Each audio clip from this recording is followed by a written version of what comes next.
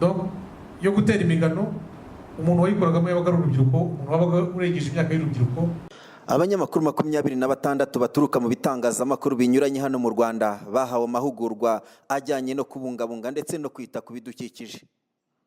Ni amahugurwa y'iminsi 7 yabereye mu turere dutandukanye ari two Musanze, Gakenke, Nyagatare, Gatsibo, Muhanga, Ruhango, Rusizi ndetse na Nyamasheke.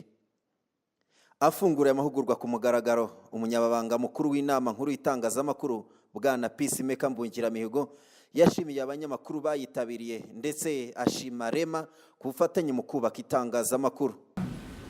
Gushimira by'umwihariko ubufatanye dutangiye cyangwa dushimangiye kubera ko hari bimwe mu byakozwe mu guteza imbere gahunda zo kubungabunga ibidukikije. Itangazamakuru bigizemo uruhare. Itangazamakuru nk'uko mwabivuze rifite uruhare rukomeye mu nyigisho ritanga, mu makuru ritangaza, mu bukangurambaga rikora, mu kugaragaza ahakiri ibibazo kugira ngo bishakirwe ibisubizo, mu kugaragaza hari intege nke mu bafite mu nshingano zabo mu gushyira mu bikorwa politiki zitandukanye, bityo noneho ababishinzwe bagafata ingamba yo gufatanya n'Abanyarwanda mu gukemura ibyo bibazo byari bikizitira iterambere ry'igihugu muri rusange ndetse no kubungabunga ibidukikije nk'uko mwabisobanuye neza,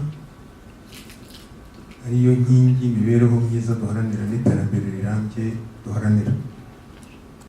Umuyobozi mukuru wa Rema Engineer Koleta Ruhamya nawe yashimiye abanyamakuru bahisemo gukora inkuru ku bidukikije ndetse abizeza ubufatanye buhoraho.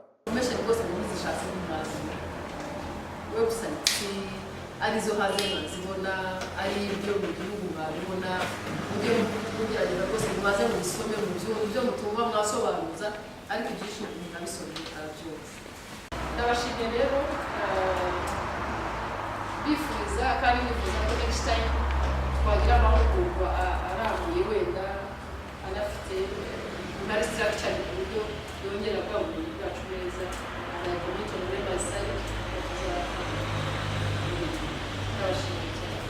Abitabiriye amahugurwa bishimiye ubumenyi bungukiye muri aya mahugurwa.